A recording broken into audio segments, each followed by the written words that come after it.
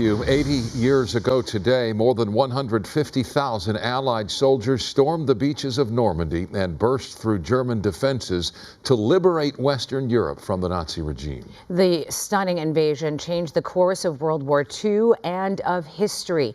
Somber ceremonies and stunning flyovers took place as world leaders and veterans of the invasion returned to Normandy's shores to remember and honor the fallen. And to remember the price of democracy. John Fenolio here in studio with more on the events that marked D-Day. John? Micah Scher, it was the largest amphibious assault in history, and it did in fact change the course of history. Now only a small number of D-Day veterans are still with us. Less than 200 returned to Normandy this year. Those that did are nearly 100 years old. But as world leaders point out, their sacrifice must never be forgotten.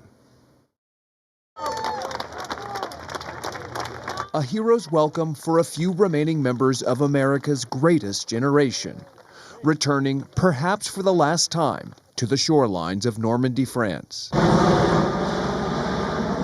And the beaches they stormed 80 years ago today on June 6, 1944, to defeat the Nazis and end World War II. Sometimes you're called upon to do something and you just do it. You know, that's it.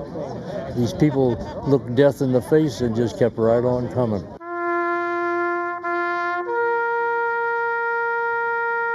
President Biden and other world leaders paying tribute to the surviving heroes who risked everything in defense of freedom on D-Day. The price of unchecked tyranny is the blood of the young and the brave.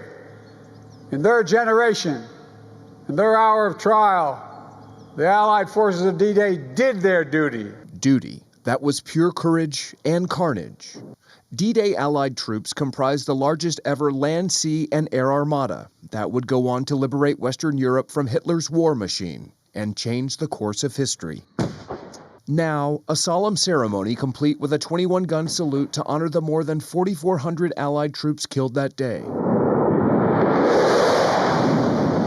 A fighter jet flyover in a missing man formation. Monsieur Dominique Critelli. And for 11 U.S. veterans ranging in age from 98 to 104 years old, France's highest military award, the Legion of Honor, presented by French President Emmanuel Macron. You saved the world, and we must only defend it. President Biden and other leaders also drawing parallels to the threat facing Europe from Russian aggression as it continues its unprovoked invasion of Ukraine. Ukraine has been invaded by a tyrant bent on domination. And make no mistake, the autocrats of the world are watching closely to see what happens in Ukraine, to see if we let this illegal aggression go unchecked. We cannot let that happen. A point not lost on 99-year-old retired Staff Sergeant Melvin Hurwitz, who broke down in tears when introduced to Ukrainian President Volodymyr Zelensky. Oh, you're the savior of the people. You're my eyes. I pray for you. All right, President Biden is set to meet with Ukrainian President Zelensky in Paris tomorrow, where he's expected to continue vowing support against Russian aggression. Scher, Micah, back to you. All right, John, thank you for that.